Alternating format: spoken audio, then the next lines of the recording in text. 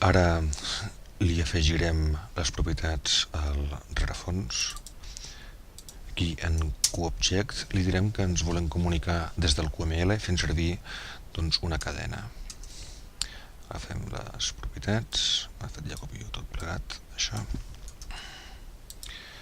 control V baixa, i tinc que les públiques aquests mètodes.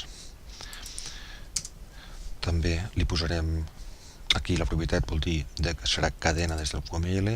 Jo aquí tindré el mètode per llegir aquesta cadena i tinc que per escriure seria un setter, això seria un getter, i el setter seria set cadena. I veiem que aquí hi ha un senyal que es diu cadena canviada. Li posarem aquí el senyal aquest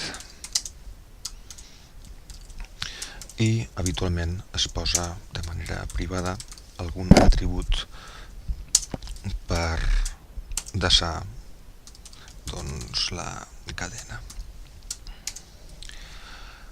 Ara el que farem serà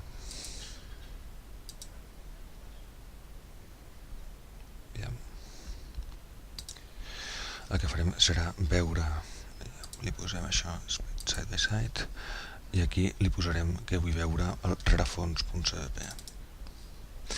Aquí dins del rerefons.cdp faré aquí falta posar-li string, qstring, i ara faré la implementació d'aquests dos mètodes. Aquí li posarem el nom de la classe, rerefons, i això l'únic que ha de fer és retornar aquest atribut privat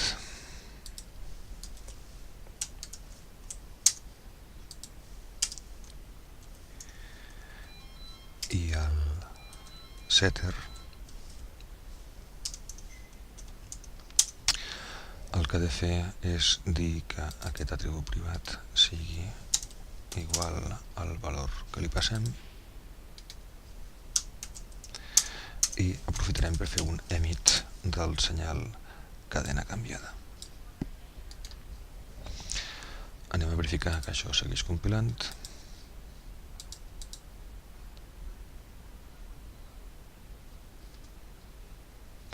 I veiem que funciona igual que abans.